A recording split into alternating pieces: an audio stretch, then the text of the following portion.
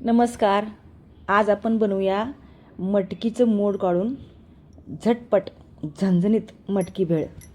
तर ह्याकरता मी मटकीचे मोड काढून घेतलेले आहेत.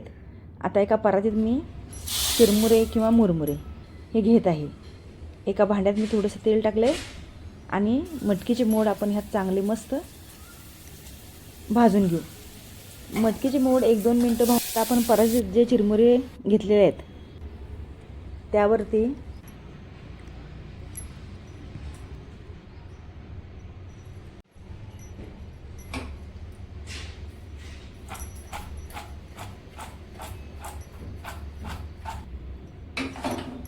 आता हे बाजूला ठेवून देऊ.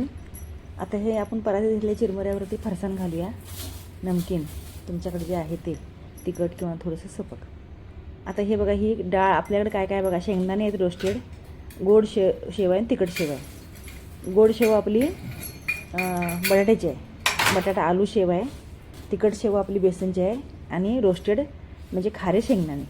आता ही थोडी पापडी आणि थोडे वेपर्स एकत्र करून ह्यात पूर्णपणे मिक्स करून घेऊया आपण हे चिरमुऱ्यासोबत. अतिशय झटपट आणि पोटभरीची अशी ही भेळ तयार होत्या. आणि मटकी घातल्यामुळं ते थोडे हेल्दी पण होते.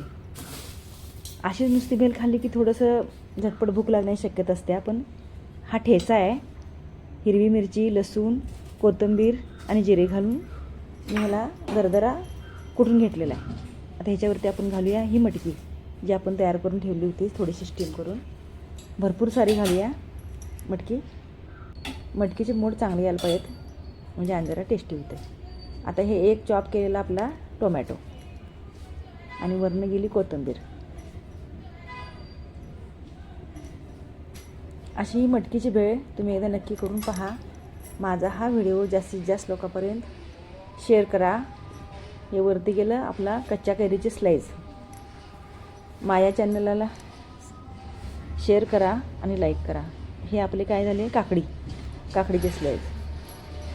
तर अशी ही चटकदार झणझणीत चटपटीत मटकीची भेळ एकदा नक्की करून पहा.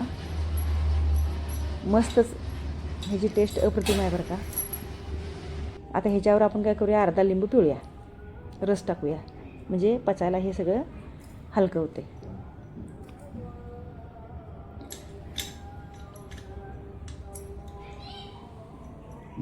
अर्धा लिंबू बाद झाला आणि वरून गेला आपला चॉप केलेला कांदा. तर गाईज आठवणीनं सबस्क्राईब करा आणि लाईक करा आणि शेअर करा. दिसायला पण किती छान दिसायला लागले, चवीला तर अप्रतिमच आहे.